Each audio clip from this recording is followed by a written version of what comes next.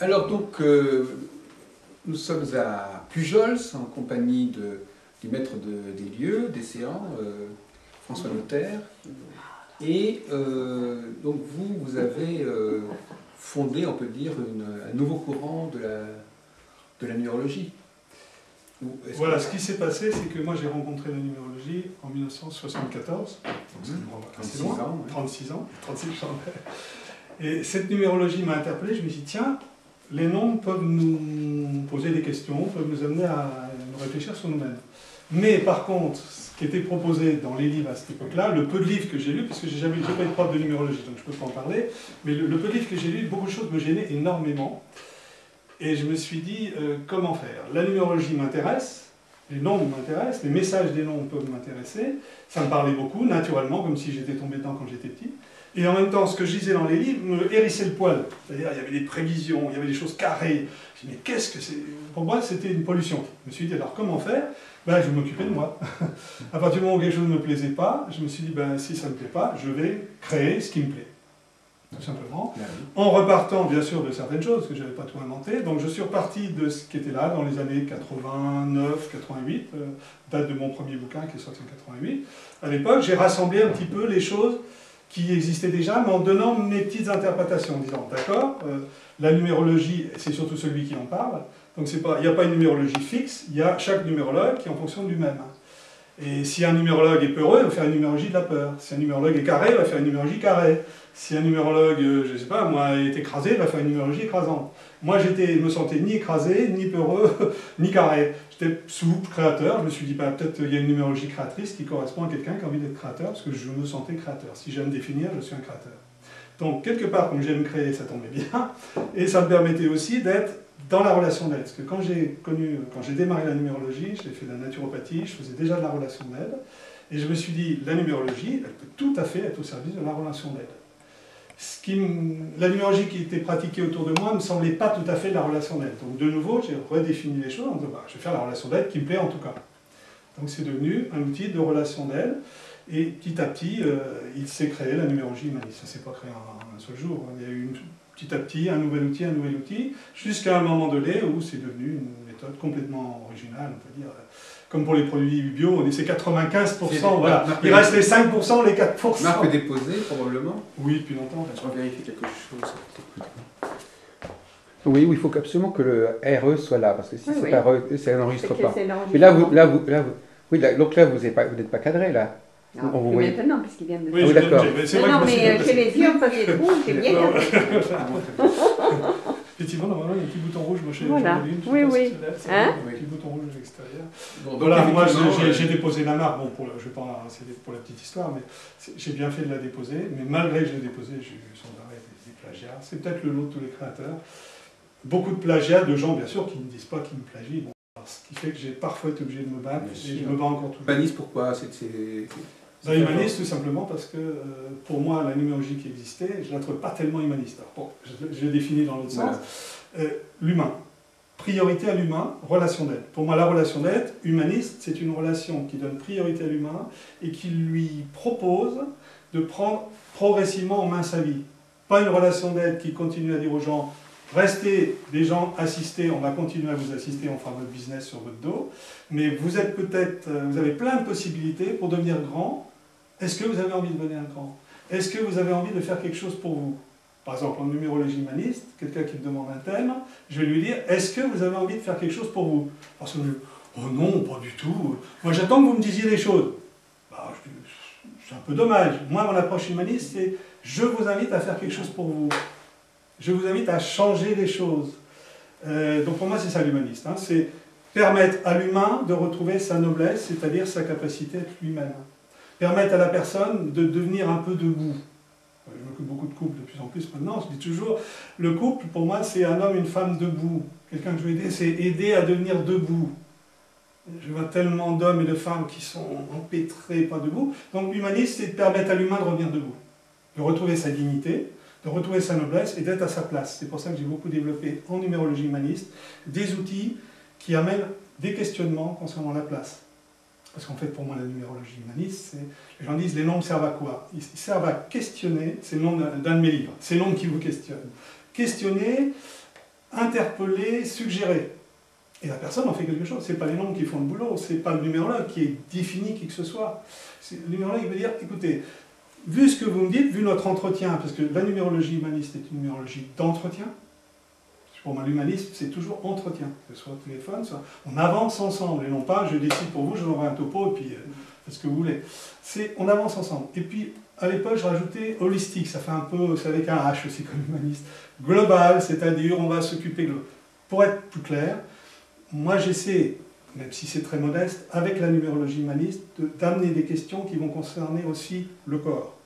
Qui vont concerner aussi l'émotionnel, qui vont concerner la sexualité, qui vont concerner le cœur, modestement. Parce qu'à un moment donné, ça s'arrête vu qu'on est dans les mots. Si je suis animateur de stage tantra par ailleurs, c'est bien que je me suis rendu compte qu'à un moment donné, la numérologie, elle avait ses limites, c'est-à-dire, elle s'occupe de là. Elle ne s'occupe pas trop de là, elle ne s'occupe pas trop de là. L'être humain, c'est tout ça, c'est tous les étages. Alors, la numérologie s'occupe d'un étage, 2 étages, intuition, le questionnement, très intéressant. Mais c'est un peu comme si je disais, bon, je vais prendre la voiture, je me questionne, est-ce que ma voiture marche, quel est l'itinéraire, mais je ne mets pas en marche la voiture. C'est un élément. C'est déjà avoir la voiture, c'est savoir où on veut aller, si on a son permis de conduire, etc. Mais ensuite, c'est on y va. Et c'est pour ça que je propose toujours un thème, à la fin d'un thème, ou s'il y a un deuxième thème après, c'est est-ce qu'on a fait quelque chose? Est-ce que vous avez concrétisé vos choix? Un peu. En gros, des leçons à faire avant le prochain cours. Est-ce qu'il y a un résultat quelque part? Est-ce que vous avez expérimenté? Alors, le résultat, c'est vous qui allez l'évaluer, évaluer ou évoluer, c'est-à-dire qu'il y a toujours une évolution. Parce que quand on veut quelque chose, on s'aperçoit que finalement, c'est toujours autre chose qui arrive. C'est jamais la même chose. Hein. Je pars en voyage, il y a toujours quelque chose que je découvre de différent. Donc un peu ce côté humaniste, c'est donner la priorité à l'humain. J'ai la possibilité de changer les choses si j'ai envie, si je peux. Bien évidemment, il y a parfois, moi je vois en numérologie, je rencontre les gens sur des thérapies, que ce soit des thérapies familiales, des thérapies holistiques, des thérapies corporelles, mais approche globale dans le sens qu'on va aussi s'occuper du corps. C'est pour ça que dans les outils techniques, il y en a un qui s'appelle le schéma psycho-énergétique, qui va un peu poser, très modestement, des questions sur la symbolique du corps, comment ça se passe, est-ce que mon corps est aussi en train de me parler de mes parents, de mon masculin, de mon féminin, de beaucoup de choses, mais surtout, quel dialogue j'ai avec mon corps, quelle relation j'ai avec mon corps. En fait, la numérologie humaniste, peut-être comme plein d'autres approches, pour moi, c'est est-ce que je peux modifier ou améliorer la relation à moi-même. Je rajouterai la relation d'amour à moi-même. C'est ce que je dis en tantra aussi. Et je me dis le tantra, c'est quoi? Je dis améliorer votre relation d'amour à vous-même. Pourquoi la numérologie en serait exclue? Est-ce que je ne peux pas apprendre à mieux m'aimer? Et avoir confiance en moi, à petit m'apercevoir que j'ai des potentialités que je n'ai pas vues, expérimenter une chose que je vais peut-être juger négative, mais finalement, c'est toujours une expérience. Toute expérience est intéressante. Et une expérience jugée négative, à un moment donné, sera tout à fait jugée positive 6 mois après, 2 ans après. C'est pour ça que moi, finalement, je suis particulièrement contre les prévisions qui vont stigmatiser les choses. Et le bon, le mauvais, le bien, le mal, c'est très très relatif. Mais approche globale. Voilà. C'était un peu long ça. Alors, vous avez employé l'expression trouver sa place. Ouais. Moi, par exemple, on sait qu'il y a 9 groupes, 9 attributions possibles au départ. Enfin, les gens sont de type 1, 2, 3, 4. Non, c'est pas du tout. Il se passe ça? Non, pas du tout. Trouver sa place, c'est être au bon endroit au bon moment. Par exemple, trouver déjà sa place dans la famille, c'est ce que vous évoquez. Hein. La place dans la famille, effectivement, je peux être un numéro 1, un numéro 2, un numéro 3, on peut aller jusqu'à 12, à 15, je ne sais pas, il y a des familles, au Canada, il y a des familles de 24 enfants. Bon, en tout cas, j'ai déjà un numéro de place qui n'est pas toujours clair. Je peux très bien être un deuxième enfant, croire que je suis le premier. C'est pas neutre. C'est pas neutre. Le jour où je découvre que je suis finalement le deuxième, alors je croyais être le premier, tout d'un coup je dis tiens, c'est bizarre, où j'en suis? Parce que ce n'est pas les mêmes propositions déjà la place. Deuxième chose, surtout la place dans la relation à mon corps. Donc, quelle place je prends dans mon corps? Donc il n'y a pas 9 numéros ou 15. Simplement, est-ce que je suis que dans ma tête? Est-ce que je suis complètement dans mes pieds? Je suis que dans mon sexe? Je suis à côté de mes pompes? Plus généralement, beaucoup de gens sont à côté de leur pompe. C'est plus simple, c'est clair, ils sont à côté de leur pompe. C'est-à-dire, ils sont où? Chez l'autre, dans le couple. Je ne suis pas chez moi, je suis là, chez l'autre. Et puis comme ça, l'autre, il est chez moi, personne n'est chez lui. Je suis toujours en train de m'occuper des autres, je suis là, je ne suis pas présent. Du coup, je parle, je suis à côté de mes pompes, c'est-à-dire je ne vois pas ce que je fais, comme les gens qui conduisent en pensant à autre chose. Voilà, donc c'est comment je récupère La place dans mon corps. Il y a des places privilégiées, peut-être en numérologie, si j'ai un numéro d'ordre, si je suis premier, peut-être qu'il faut que je m'occupe d'un endroit en particulier, mais à peine, à peine. C'est surtout quelle est la relation. Même chose au niveau du travail. Est-ce que je suis au bon endroit, au bon moment? Est-ce que je fais un travail qui me correspond? Mon lieu, on vient de parler du lieu de vie. Est-ce que j'ai, là on parlait que j'étais le premier, que j'aimais bien les endroits. Bon. Est-ce que j'ai un lieu de vie, en tout cas, indépendamment de ce que peut me dire la numérologie, qui me plaît? Qu'est-ce que je sens? Et moi je m'aperçois que beaucoup de gens ne savent même pas sentir. C'est là que la numérologie peut les aider, comme une petite béquille à un moment donné, parce que c'est époustouflant, je dirais la misère sensitive de l'être humain, enfin de l'homme moderne. J'ai fait un thème encore l'autre jour, c'était une table, elle était dehors, puis on parlait de ça. Elle me dit, mais moi je sens les choses. Je me penche, je prends un caillou, je le mets dans la main. Je dis, qu'est-ce que vous sentez? Elle me dit, normalement, quand vous voyez, c'est déjà bon, quand on a un caillou dans la main, on devrait. Ça va, vous ne le sentez pas, on continue. Un quart d'heure après, elle a fini par me dire, je sens du chaud, je sens du froid. Je l'avais, vous voyez, comme on dit, ça chauffe, tu te rapproches, ça chauffe. Là, elle a fini par sentir. Et ça, et on le voit en stage, il y a une immensité de... C'est comme si tout le monde était blindé. Alors, comment je peux être dans mes pompes si déjà je ne sens rien? Si je suis incapable, les yeux bandés, de reconnaître un vin rouge, un vin blanc, n'importe quoi, je fais un repas, je ne sais pas à la fin du repas ce que j'ai mangé, donc je ne suis pas chez moi. Donc la numérologie humaniste est en train de dire à la personne, est-ce que vous ne pouvez pas revenir dans votre espace et sentir, les gens, vous habitez une maison, vous vous sentez bien dans cette maison? Bon, va falloir que je réfléchisse. Et quand il va falloir réfléchir, c'est pas du ressenti. Vous êtes en train de vous faire plaisir, puis à demander à la personne, vous êtes fait plaisir? Oh, je vous dirai ça demain quand j'aurai bien réfléchi. Vous dites, alors, ça veut dire qu'elle ne sent pas la personne. Elle est obligée de repasser par l'ordinateur de la tête pour être à l'écoute de son ressenti. Ça veut dire qu'elle n'est pas dans ses pompes.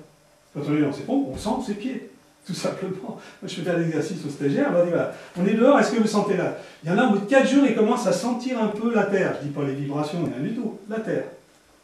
Les 3 quarts du temps, ils sont en chaussures. Comment ils peuvent sentir la terre? Moi, je suis pieds nus tout le temps, je sens la terre, je sais ce qu'elle a la terre à me dire, etc. Ça se développe. Et ça se développe dans certains lieux. Je sais qu'ici, je développe mon odorat, je fais pas aussi bien que les chiens. Mais je me promène, il faut dire, il y a un sanglier qui est passé, je sens un truc, si ça commence à griller dans la cuisine, personne n'a senti, moi je suis dehors, j'ai senti. Donc on finit par sentir avec le nez, on sent les énergies, on sent que c'est le moment. Donc tout ça, c'est développer le ressenti. Et par rapport à la maison, beaucoup de gens ne sont pas à leur place. C'est-à-dire qu'ils ont une maison, je ne sais pas, qui ne leur correspond pas du tout, ils sont dans des lieux pollués psychologiquement, physiquement, et ils ne s'en rendent pas compte. Je suis là, bah c'est comme ça, mes parents habitaient là, mais moi je suis là, et puis je continue mon petit schéma. Et le travail, c'est pareil, je fais un boulot, on me dit de faire ce boulot, et je dis, attendez, est-ce que vous êtes bien dedans? Et c'est facile à voir. Si la personne n'est pas, entre guillemets, OK avec ça, très vite il y a des signes. Ah oui, vous connaissez les signes. Somatisation, je suis pas bien, je suis malade, et crac, on est reparti dans tout un schéma. Quand on est à sa place, on n'est pas malade, c'est pas possible. Moi personnellement, je peux témoigner que je ne suis pas malade. Ça fait 20, 50, 30 ans que je ne suis jamais malade. Je n'ai jamais utilisé ma carte vitale, je ne sais pas à quoi elle sert. Si, j'ai peut-être été voir un oculiste une fois ou deux, mais c'est vrai que je commence à me dire, peut-être falloir... J'ai fait un stage l'autre jour, je ne m'en suis pas mis du tout pendant 24 heures. Et ça ne m'a pas gêné. Mais ça me rappelle que j'ai mes petites lunettes et qu'on voit la réalité, que je vois la réalité à travers mes propres filtres. C'est la seule chose. Mais bon, à la limite, je peux le garder 10 ans sans qu'il se passe grand-chose. C'est la seule chose sur laquelle j'ai eu besoin, mais je n'ai pas besoin de la carte vitale, j'ai payé avec mes sous et je n'ai pas fait rembourser par la sécurité. Donc c'est aussi, s'il y a une maladie, s'il y a un symptôme, c'est quelque chose qui ne va pas. Si dans mon travail, voilà, je ne suis pas satisfait de mon travail, c'est que je ne suis pas à ma place. Ça veut dire que je n'ai pas développé ce qu'il faut. Si ma maison, il y a sans arrêt des problèmes avec le voisin, c'est qu'il y a... Donc, est-ce que je ne peux pas reprendre au début et peut-être m'apercevoir que dans ma famille, je n'ai pas pris ma place. Qu'un autre enfant l'a pris. Que mes parents n'étaient pas prêts à m'accueillir, que, etc. J'étais le dernier, peut-être le 9e ou le 15e, on ne savait plus où me mettre, on aime bien mettre là par terre, puis quand les autres vont pisser la nuit, ils marchent dessus. Bon. Là, je ne suis pas à ma place, où je suis là, un chaîne serré comme ça, et bon, et qu'il y a du bruit. Moi, je me dis, il y a des gens, l'être humain est quand même costaud, qui vit dans des endroits, il y a du bruit, et l'être humain résiste. Moi, je ne pourrais pas. Franchement, je ne pourrais pas. Pourtant, je suis en bonne santé, je ne peux pas. Donc, c'est important, à un moment donné, de faire des choix. Ça nécessite de faire des choix. C'est-à-dire, ce n'est pas toujours les choix de la société, où je vais faire tel travail pour gagner des sous. Parce que très vite, on peut, ce que j'appelle faire la pute. C'est-à-dire, pour gagner des sous, il faut bien vivre, monsieur. Hein, les gens me disent, il faut bien vivre. Ben, je dis, non. Ça veut dire qu'il faut bien vivre, je suis prêt à faire un peu n'importe quoi, pour, vous comprenez, j'ai pas la chance de... Ben, si. Est-ce que depuis le début, vous êtes vraiment occupé de faire ce qui vous plaît? Et je rajoute en plus, l'histoire de trouver la place, c'est être propriétaire. Je me raconte, là, c'est un mec d'extrême droite, là, il faut être propriétaire. Non, non, propriétaire dans le sens de, on parle beaucoup en développement personnel, de s'approprier, ou de se réapproprier sa vie. Alors, ouais, beaucoup de gens ne savent pas ce que ça veut dire. Mais bon, j'essaie de leur dire avec d'autres mots, est-ce que je suis propriétaire de ma vie? Est-ce que j'ai fait quelque chose? Est-ce que je suis capable, tout être humain capable, plus ou moins rapidement, de s'approprier sa vie? Donc, on fait le schéma. Est-ce que je suis réellement propriétaire de ma place et que je n'ai pas cédé ma place à quelqu'un d'autre qui finalement est peut-être pas si bien parce que ce n'est pas sa place non plus? Est-ce que je suis propriétaire de mon corps et non pas je donne mon corps à qui veut s'en occuper, au médecin, à mon amante, ou je ne sais pas quoi? Est-ce que c'est moi qui suis responsable de mon corps, propriétaire de mon corps? C'est moi qui vis ma vie. Parce que si je ne suis pas propriétaire de mon corps, si je ne suis pas propriétaire de ma place, qui est propriétaire de ma vie? Personne n'est. Je ne suis pas propriétaire de ma vie. Or, moi, il me semble que l'être humain, dans la démarche humaniste, c'est aider l'être humain à être propriétaire de sa vie. Parce que si je ne vis pas ma vie, qui la vivra pour moi? Alors là, on n'est pas encore, on parle pas trop de numérologie pour l'instant. La numérologie, elle s'insère là-dedans. Oui, c'est ça. C'est-à-dire que si la numérologie, comme je dis toujours, elle dépend du numérologue. Pour moi, la numérologie, c'est 5 à 10% de calcul. Donc là, on va parler de technique. Comment on fait le truc, comment on additionne, il y a différentes techniques, chacun ses goûts. On va faire la technique. Ensuite, il y a l'interprétation, parce que j'essaie aussi d'enseigner dans mes cours. On interprète, dans les livres aussi. Donc, si on fait ça, c'est une gymnastique. 30%. On n'est même pas à 40%. On ne pourra pas se faire élire comme président. Donc, qu'est-ce qui reste? 60%. Pas de conscience. 60% de maturité personnelle. Donc, si je maîtrise la technique, que tous les calculs par cœur, moi je veux des élèves, ils connaissent tout, beaucoup mieux que moi, mais qui n'a pas la conscience, c'est un peu comme quelqu'un qui sait réparer sa voiture, qui sait mettre le moteur en marche, mais qui conduit complètement sous à 200 à l'heure sur une petite route. Là, c'est dangereux. C'est pour ça qu'à un moment donné, il est nécessaire, quand on joue avec une technique, entre guillemets, parce que beaucoup font je joue, on avance dans une technique, dans une interprétation, que parallèlement, il y a la conscience. Alors vous allez me dire, bah, comment on fait la numérologie à prendre la conscience? Entre autres, toute démarche, que ce soit astrologie, numérologie, tout ce que vous voulez, thérapie, graphologie, tout ça, demande, à mon avis, de la conscience. Ça, je ne veux pas critiquer, mais ça manque beaucoup. Donc moi, je mets l'accent d'abord sur la conscience, la technique, elle vient après. Sinon, c'est dangereux. Si on fait la charrue avant les bœufs, c'est le cas de le dire. Donc pour moi, la numérologie, la vraie question qu'elle pose, c'est à quoi je joue? Quand je pratique, en particulier professionnellement, est-ce que je suis suffisamment debout? Il ne faut pas que je sois debout tout de suite. Est-ce que je suis suffisamment debout? Et quelle conscience j'ai des choses? C'est-à-dire, moi, déjà, numérologue, est-ce que je suis à ma place? Si moi, en tant que numérologue, je suis comme ça, ma numérologie, elle va être comme ça. Si je suis un numérologue à côté de ces pompes, je vais pratiquer une numérologie à côté des pompes. C'est pas mal pour aider les gens. Si on fait de la relation d'aide, si les gens sont à côté de leur pompe, vous êtes autant à côté de leur pompe, sinon plus, ou en tout cas d'une autre manière, c'est sympa, c'est l'histoire des deux aveugles qui essaient de trouver le chemin ensemble. Ça arrive, on se débrouille comme on peut. Hein, bon. Donc, moi, j'insiste beaucoup là-dessus, sur à quoi on joue. D'abord, en astrologie, je vais pas en dire deux mots aussi, parce qu'on a la même démarche. Justement, ça tombe bien, on n'a pas du tout la même technique.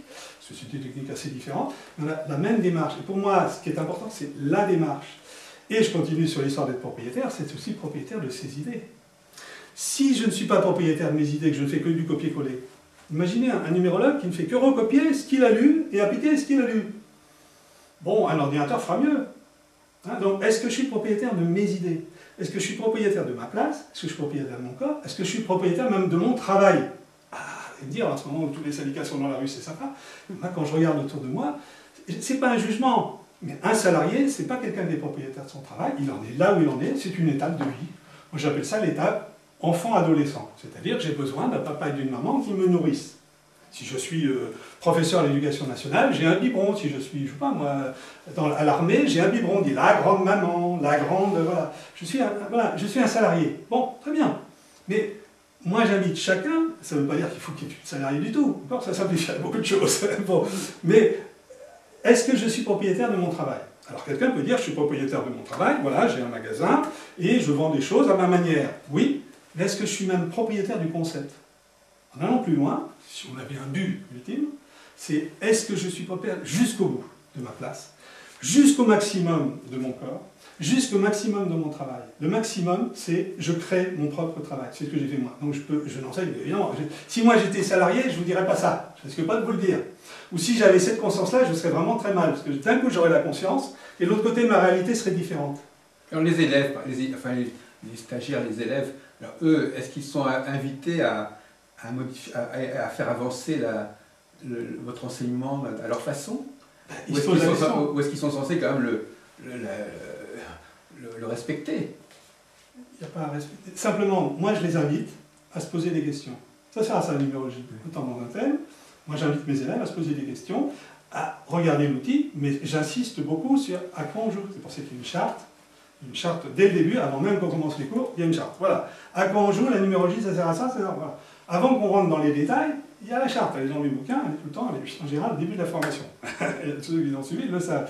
J'insiste beaucoup sur la charte. Hein. Bon, moi les élèves, je ne les oblige à rien. Simplement, il y a des choses parfois qui me dérangent, c'est quand on utilise mes outils et qu'on utilise la conscience que j'essaie de faire passer avec pour la détourner. C'est-à-dire que l'outil a perdu sa conscience. C'est un peu comme si une très bonne bouteille de vin, on l'ouvrait, on changeait ce qui est dedans et on vous vend la bouteille. Là, vous dites, il y a tromperie sur la marchandise, il y a tromperie du consommateur. C'est la seule chose sur laquelle je dis. Après, chacun fait ce qu'il veut avec sa bouteille. Il y a ceux qui aiment boire du vin, il y a ceux qui aiment boire de l'eau, il y a ceux qui aiment boire des saloperies. Bon, après, c'est vous. Donc, moi, je renvoie beaucoup à la liberté. C'est comment je peux, parce que comment peut-on être libre? Comment peut-on être libre si on n'est pas propriétaire de sa vie, de ses idées, de son corps et de son environnement? On ne peut pas être libre. On est en prison quelque part. Si j'habite une maison, mes ancêtres ont habité, que je suis obligé d'y habiter parce que si, parce que ça, je ne suis pas libre. Si je suis complètement dans des habitudes corporelles où je dépends de tout le monde autour de moi qui me donne des conseils sans arrêt contradictoires, je ne suis pas libre du tout. Si je suis à une place et que finalement la vie m'a poussé, je ne suis pas libre. La liberté commence à trouver la place. C'est pour ça que c'est important. Et à ce moment-là, on peut commencer à numérologie. Et en allant plus loin, il y a aussi le propriétaire de la maison. Si je suis locataire de quelque chose, je ne suis pas chez moi. Donc, l'idéal, même, là, je n'y suis pas encore arrivé, ça viendra peut-être, c'est arriver à construire sa propre maison, peut-être même le couple, complètement conçue par le couple. Bon, nous, c'est un peu ce qu'on a fait, parce que ici, on a fait beaucoup de choses, hein, on a co-construit quelque chose. Mais pas au début, cette maison a été construite par des moines, c'est pas nous qui l'avons mis en place. Bon, peut-être qu'un jour on la quittera, c'est peut-être le petit truc qui fait qu'actuellement, je ne me sens pas totalement ou suffisamment propriétaire. Pourtant, il y a de la propriété, il y a ce qu'il faut. Hein. C'est pas une petite baraque, bon, c'est pas un fond de machin. Mais, en tout cas, moi, je tends vers ça. Si je tends vers ça, j'essaie d'être cohérent. C'est-à-dire de ce que j'enseigne, que je l'ai vécu, que je le vive. Je vois beaucoup de gens qui enseignent des choses, mais qui font le contraire. Je ne sais pas si ça a beaucoup de valeur. C'est comme, je sais pas, moi, un médecin qui vous donne des antibiotiques et qui ne va pas en donner à ses enfants. Oh non, j'en donne surtout pas à mes enfants, mais comme les clients, ils en veulent. Voilà. Bon, moi, j'essaie d'être cohérent. C'est-à-dire, ce que j'enseigne, je l'ai soit vécu, soit je suis en train de le vivre. Sinon, je ne peux pas en parler.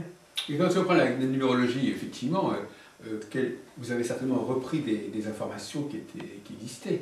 Au départ, c'est ce que j'ai dit tout à l'heure. Oui. Je suis reparti de la numérologie classique, mais très vite, ça se compte presque en mois, puisque j'ai démarré le 1er janvier 88, j'ai écrit mon premier livre au mois de mars 88. Déjà dans mon premier livre, en quelques mois, on voit déjà se dessiner certaines interprétations. Bon, un an après, ça y est, j'amenais déjà des outils nouveaux, 2 ans après, 3 ans après, déjà... Par exemple, la valeur numérique des lettres, elle n'a pas changé. Non, mais ça c'est un tout petit détail. Oui, non, mais je ne sais pas. C'est-à-dire qu'effectivement, ce qui n'a pas changé, encore que... Si, il y en a qui font différent. Il y a des numérologues qui font la numérologie à 22 noms. Voilà. Bon, il y a plein. Moi, j'ai pris ce qui me semblait intéressant, donc les fameux 3% qui restaient, là, 95. Les 3% qui restent, c'est ça. C'est codage des nombres, ce qu'on appelle l'inclusion, et éventuellement les données personnelles. Mais je les ai tellement modifiés, tellement qu'ils ne ressemblent plus au début. Voilà. Effectivement, je suis resté là-dessus, parce que ça m'allait. Mais je l'ai modifié un petit peu. C'est-à-dire que pour moi, quelque part, j'avais besoin que ça me parle, que ça soit cohérent, et puis c'est une question de goût. Moi, j'en me dis, mais alors, attendez, il y a les bons calculs, les mauvais calculs. Non, c'est une question de goût. Moi, je suis un artiste, la numérologie n'est absolument pas une science, c'est pas une science. Heureusement, c'est pas une science, tant mieux. C'est un art. Et alors, les gens me disent, bah, alors, on classe où? C'est un art occulte dans les arts divinatoires? Bah, je dis, si vous voulez, même, appelons pas ça divinatoire. Moi, j'appellerais ça devinatoire. C'est-à-dire, je suis là pour deviner les bonnes questions que je vais poser à l'autre. Et pas deviner, je ne sais pas quoi, son futur qui est faux, et puis le couper complètement de sa créativité aujourd'hui. C'est deviner, alors voilà, je suis un artiste de la devination. C'est pour moi l'approche, j'essaie de deviner qui va pouvoir, entre guillemets, aider l'autre à se réveiller. Deviner qu'elle pourrait peut-être avoir les potentialités, qu'elle pourrait, parce que qui peut dire même les potentialités? C'est pas moi qui, je sais pas, il n'y a pas une espèce de radio là, non. C'est a priori, moi quand j'ai quelqu'un, je dis voilà, a priori, voilà, qu'est-ce que ça vous dit? Il y a cette potentialité là, qu'est-ce que ça vous dit? Si la personne dit bon, pas du tout, bah, on laisse tomber, c'est pas grave. Est-ce que ce que je dis est vrai ou faux? On s'en fout. Si moi je dis quelque chose de vrai et qui pour la personne, elle ne lui sert à rien, ce qui sert c'est la personne. À la limite, si je dis quelque chose qui est faux, que la personne elle me dit « Oh, ça me parle !» Bravo, on a gagné. Donc, comme je dis toujours à mes élèves, il n'y a pas de vrai et de faux. Peut-être trompez-vous dans les calculs, et vous allez voir que ce jour-là, peut-être le thème, il va parler à la personne. Vous ne trompez pas dans les calculs, et ce jour-là, la personne dit « Bon, ça ne me parle pas. » Moi, ce qui m'intéresse, c'est que ça parle. C'est que la personne en fasse quelque chose dans sa vie. Le reste, c'est... Sinon, c'est, comme je dis toujours, vous devriez payer votre client. Parce que c'est lui l'examinateur qui est là pour vous mettre une bonne note. Ben oui. Oh, vous avez une bonne note à votre organisation minoritaire. Eux, vous regardez l'outil. On s'en fout. C'est la personne qui compte. L'outil, le thème, c'est du détail. Et le numérologue, c'est du détail. Sauf si tous les jours je fais payer des gens pour qu'ils me disent t'as un bon numérologue. Ça va, il y a un problème. Ça veut dire que je fais comme beaucoup de gens dans la relation d'aide, j'aide les autres surtout pour être aidé. C'est-à-dire, moi j'ai un problème et je me sers des autres. Je les prends en otage. Pour qu'ils viennent me confirmer que c'est bon. Donc je dis, la numérologie n'est pas un outil pour prendre les gens en otage, elle est là pour réellement les aider. Alors, il faut se poser la question de la relation d'aide. Moi j'ai donné ma définition, après il y en a d'autres. Pour moi c'est une relation d'aide créative, non directive. Mais si je comprends bien, François Notaire, dans l'appropriation, à la limite, la personne peut... L'appropriation, ça veut dire que je décide que telle chose me concerne. Que je veux lui donner du sens. Ça ne veut pas dire forcément que ça correspond à ce que je suis. Ça correspond à ce que je veux être. Parce que la notion d'appropriation, il y a un côté volontarisme. Je veux ceci, je veux cela. Donc je peux vouloir quelque chose qui n'est pas ce que je suis, mais qui est ce que je veux être. Donc dans ce cas-là... Oui, moi j'invite... Par exemple, si quelqu'un me dit ça en thème, je vais lui dire... oui, ou si je le tutoie, je vais dire... Tu sais... on peut aller sur des choses plus efficaces. C'est-à-dire que pour moi, le vouloir est quelque chose qui est moyennement efficace. Pourquoi? Parce que le vouloir va faire intervenir uniquement le mental. Alors moi, j'ai vérifié dans ma vie que quand il y avait autre chose que le mental, c'était beaucoup plus efficace. Quoi autre chose?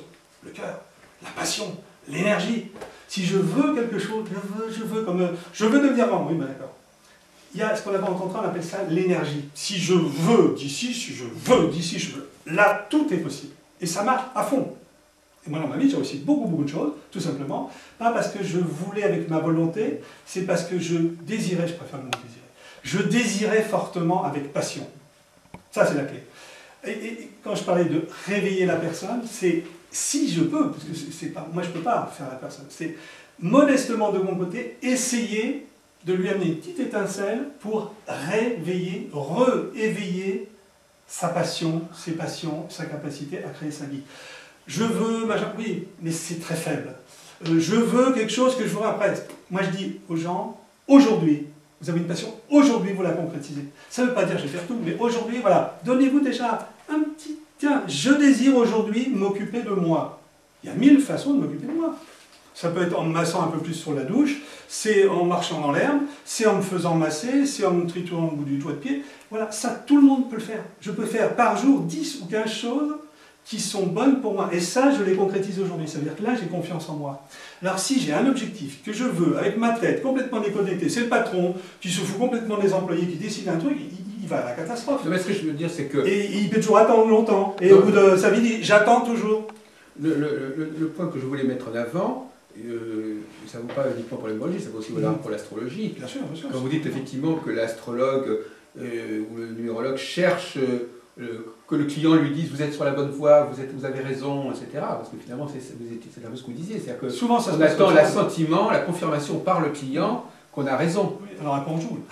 Oui, c'est souvent ce que la plupart des praticiens disent. La preuve que j'ai raison, c'est que mes clients... ils en sont à cette étape-là. Voilà. Mais bon, c'est pour ça que je dis, on peut dépasser cette étape-là, elle est peut-être incontournable. Est-ce que je l'ai joué, j'ai peut-être joué quand j'étais débutant, j'en sais rien. C'est à mon avis une étape qui est très intéressant à dépasser rapidement. Sinon, moi j'appelle pas ça un faux. Alors justement, d'où l'importance de faire le travail sur soi. Oui, mais alors le dépassement de cette étape, c'est d'abord de relativiser, d'abord de considérer que finalement le client, il n'est pas porteur d'une vérité, finalement, quelque part. Parce que s'il est porteur, non, justement, c'est parce qu'il n'est pas porteur d'une vérité que je ne veux pas attendre de lui qu'il vienne me donner l'accord que je suis dans le vrai. Moi, je dirais c'est surtout le numérologue qui n'a pas rencontré le fait d'être debout et qui a encore besoin qu'on le valorise, oui, d'être reconnu. C'est-à-dire il est encore petit enfant. Pourquoi pas? Mais s'il veut vraiment faire de la relationnelle, moi j'estime que la vraie relationnelle, c'est quelqu'un qui est suffisamment, on ne va pas dire il n'y a pas fait, suffisamment debout et adulte. Oui. Ce qu'on décrit là, c'est pas quelqu'un de debout, c'est quelqu'un d'adulte. C'est quelqu'un qui est en train de devenir peut-être un jour adulte. Justement, non, moi je et donc la solution, c'est de se dire, est-ce que j'ai suffisamment travaillé sur moi, ou est-ce que je peux aujourd'hui travailler un peu plus sur moi, me poser des vraies questions, pour être enfin quelqu'un debout qui pourra réellement faire de la relationnelle. Et non pas un espèce de trucage, et on va répondre, mais il faut bien gagner sa vie, il faut bien... On retombe dans le cas de tout à l'heure. Oui. C'est-à-dire, effectivement, la personne, on est à ce stade-là. Bon, bah, pourquoi pas? On peut aller plus loin. Il y en a beaucoup qui sont comme ça, c'est-à-dire qui disent ben voilà, ce que j'ai dit est vrai, et la preuve c'est que les gens sont d'accord. Alors maintenant, si on dépasse ce stade. Le vrai n'existe pas. Non, mais là aussi, c'est vraiment le béaba. C'est un langage, moi je l'entends très très souvent. Parce que moi j'y réponds, il n'y a pas de vrai. C'est l'étape suivante. J'ai des entretiens avec un nombre énorme de praticiens. Donc, non, mais on va marrer, alors si tout le monde allait là. Le vrai, pour moi, le vrai, c'est quand j'ai dit des choses vraies et la personne m'a dit bravo, bon, d'accord. Retour à la case départ. Et si on ne disait pas des choses vraies, et si la chose vraie n'avait aucun intérêt, oui, voilà. Moi je dis toujours à mes élèves, regardez, vous commencez un entretien, vous posez des questions à la personne. Si vous commencez à tenir compte de ce qu'elle vous raconte, vous êtes très mal barré. Pour moi, premier principe, ne jamais tenir compte de donner crédit à ce qu'on vous raconte. Pourquoi? Vous allez vérifier très très vite. Vous posez, il faudra la caméra. Je n'ai pas vu un entretien où la personne ne s'est pas contredit un quart d'heure après. Comment ça va? Vous venez pour ça? Oui, tout va bien, tata. Une demi-heure après, elle vous raconte le contraire. Qu'est-ce qui est vrai? Ni l'un ni l'autre. Bon, donc une fois qu'on a posé que de toute façon, la personne, elle se la raconte, sinon elle ne serait pas devant vous, elle serait déjà... Exactement. Bon. Donc elle se la raconte, donc ne tenez pas compte de ce qu'elle vous raconte comme une vérité, puisqu'il n'y a pas de vérité. Simplement, attention, vous, de ne pas jouer à la vérité, j'ai la vérité sur l'autre, parce que de nouveau, c'est que vous à ce stade-là, le numérologue n'a jamais la vérité. Enfin, pour moi, un numérologue qui a la vérité, c'est que lui, il n'a pas trouvé sa propre vérité. C'est qu'il n'est pas debout. Parce que si j'ai la vérité pour quelqu'un d'autre, c'est que je ne suis pas chez moi. Comme je parlais tout à l'heure. Être à la bonne place, c'est être chez soi. Si j'ai la vérité sur la vie pour quelqu'un d'autre, ça veut dire que je suis déjà chez lui. On ne peut pas avoir la vérité de quelque chose dans lequel on n'est pas. Je ne peux avoir la vérité que sur moi-même, et encore, enfin, ça demande du boulot. Moi, je ne suis pas encore sûr que j'ai la vérité sur moi-même, je ne suis pas encore sûr de me connaître, et c'est peut-être pour ça que je suis encore en vie. Donc, à aucun moment, j'ai la prétention de connaître l'autre, mieux que moi, ou de connaître les vérités. Mais ça, c'est le business, c'est-à-dire que les gens attendent une vérité. On est bien d'accord. Mais ne donne, comme l'histoire du médecin, les gens attendent des antibiotiques. Vous voulez des antibiotiques? Oui. Mais peut-être qu'on peut à un moment donné dire, moi, je ne joue plus à ça. Vous allez voir un autre. Moi, les gens me disent, je voudrais des prévisions, je voudrais que vous me dites qui je suis, et je ne veux surtout pas changer. Allez voir quelqu'un d'autre. Attendez, je voudrais quand même... Allez voir quelqu'un d'autre. Je ne fais pas le travail qui ne correspond pas à ma conscience. C'est la conscience. Qu'est-ce qui fait qu'une personne... Bon, je vais essayer de revenir... Qu'est-ce qui fait qu'une personne va se dire, après tout, c'est vrai, mon chemin de vie est bien tel chiffre... Il n'y a pas à dire c'est vrai. Non, mais j'essaie de me mettre dans sa tête comment elle résonne. Elle dit que ces chiffres, il m'est attribué, alors qu'est-ce que j'en fais? Je le prends. Voilà. C'est ça. Voilà. Moi, j'ai la personne. Ne cherchez pas. J'ai ce lot, j'ai reçu ce numéro, je le prends. Si j'avais, je ne le dis pas parce que ça va de soi à un moment donné, mais peut-être qu'il faut le dire, effectivement. Je vais dire à la personne, tout ce que je vous dis, ce ne sont pas les vérités. Je vous invite à le prendre comme une hypothèse. Ça, par contre, je le dis tout le temps. Je le dis dans les thèmes, je le dis dans mes enseignements. Je ne vous propose que des hypothèses. C'est pour ça que j'utilise les nombres, propose, suggère, interpelle, questionne. Il n'y a pas écrit, les nombres disent la vérité. Et même dans mon premier livre, je ne suis pas sûr que je l'aurais écrit ça. Je n'ai jamais écrit, les nombres vous disent la vérité sur vous. Non, c'est un mensonge. Quand on a le b.a.-ba de conscience, on ne dit pas ça, voilà, on est un menteur. Moi, je ne suis pas un menteur. Donc je peux dire que ce que j'ai compris depuis longtemps. Que j'ai pris conscience. J'ai pris conscience depuis l'âge de 20 ans, même un peu avant, 18 ans, mettons, mais 68, tiens, ça tombe bien, qu'il n'y a pas de vérité. Même quand j'avais 16 ans, pourtant je n'ai pas fait de philo, enfin j'ai fait mes enfin. Donc déjà c'est le b.a.-ba, il n'y a pas de vérité. Donc si la personne me dit, je voudrais que vous me disiez la vérité, je ne vous dirai aucune vérité, mais je vais vous faire des propositions que vous avez à expérimenter vous-même. Si elle me dit c'est vrai, vous ne vous occupez pas de savoir si c'est vrai ou c'est faux, qu'est-ce que vous en faites? D'autant plus qu'un chemin de vie c'est tellement ridicule, un chemin de vie c'est un nombre. Est-ce que c'est vrai que j'ai un... Qu'est-ce que vous vivez? Les questions qu'on a posées tout à l'heure. Est-ce que vous vous sentez à votre place? Ça c'est du concret. Est-ce que vous êtes bien dans votre travail? Comment ça se passe dans votre travail? Est-ce que vous n'êtes pas toujours giclé par quelqu'un d'autre qui passe devant vous? Est-ce que vous avez des difficultés avec votre patron, qui est en fait finalement votre père symbolique, etc. Donc amener la personne à faire des liens de sens, pas une vérité. Je crée des liens de sens. Bon sang, mais c'est bien sûr. C'est pas de la logique, c'est pas de la vérité, c'est... Ah, voilà. Moi, quelqu'un qui fait ça un tout petit peu dans un thème, j'estime que j'ai gagné. S'il fait 10 fois, là, il a gagné des sous. Je ne suis pas payé au rendement. Mais si la personne, un tout petit déclic, elle dit « Ah, oui, là, je vais peut-être faire quelque chose. Ouf, on a gagné. » Bon, hein.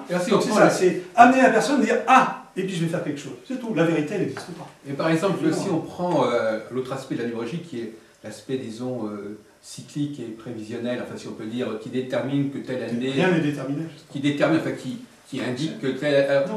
Qu'est-ce qu'on en fait de cela? De savoir qu'on est en année 8 ou 9, qu'est-ce que c'est? On en fait des propositions, c'est-à-dire de rester vigilant. Ça ne détermine rien. Il n'y a jamais un nombre qui a déterminé une année personnelle, ne détermine rien. Mais je veux dire, est-ce que ça ne serait pas le moment, tiens, et si je faisais ça? Par exemple, quelqu'un qui passe, il me dit, tiens, c'est l'automne, éventuellement, ça te dirait d'aller tourner ta... Alors, des fois, je vais dire, j'en ai rien à foutre de tourner ma pelouse en ce moment, parce que c'est pas mon truc. Puis, ah oui, merci. Voilà. Ça peut aider un petit pense bête. Hein, c'est dire à quelqu'un, la saison de ski a commencé, tu n'étais pas au courant, bon bah, ah oui, tiens, c'est vrai, ça commence et j'ai pas vu, j'ai pas regardé la télé ces temps-ci, j'ai pas vu que les stations étaient ouvertes. Ah, j'ai des skis, alors j'y vais ou j'y vais pas? C'est tout. J'y vais, il se passe quelque chose, j'y vais pas, bah. C'est ce qu'on appelle la valeur heuristique. C'est-à-dire que ça donne des idées, voilà. C'est une inspiration. De nouveau, c'est pour moi les nombres, c'est la définition de la numérologie, les nombres proposent, suggèrent, interpellent. Donc pareil pour les années personnelles, pareil pour les cycles, ils interpellent, tiens, il y aurait un cycle. Bon, mais c'est pas un cycle comme le cycle de la Lune, parce que le cycle de la Lune, on se met tous au même endroit, elle est là. Là, c'est pas un train, voilà. On ne nous donne pas les horaires du train qui passe, c'est nous qui décidons de mettre en marche les choses. Ah oui. C'est ça la différence.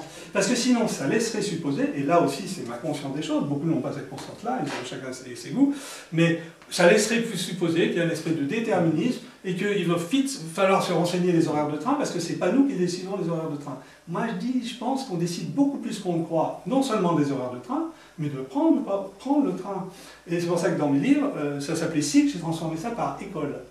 J'ai dit, dans la vie, il y a, d'après le numérologue, un certain nombre d'écoles à disposition. Et qui ne sont pas figées, c'est pas un nombre, il y a des nombres assez complexes avec plein de pistes.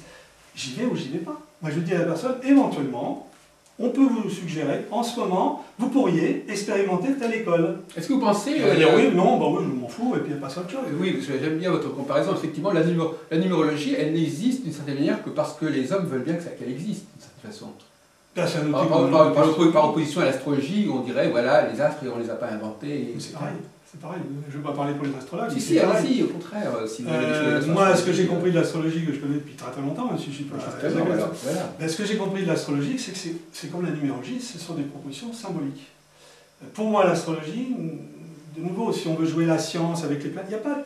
Si la Lune, on peut l'avoir bougé. Mais c'est symbolique, tout le monde sait que c'est une projection sur le zodiaque. Bon, donc c'est une projection, c'est pour ça la preuve, c'est qu'il y a 36 sortes d'astrologie, une qui dit ce qui est machine, truc, l'autre...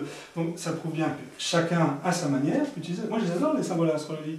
Et puis je l'ai fait moi, comme en numérologie. Il y a des numérologies à 22 chiffres, des numérologies avec des calculs. Voilà, en astrologie, il y a des calculs différents. C'est ni plus ni moins concret.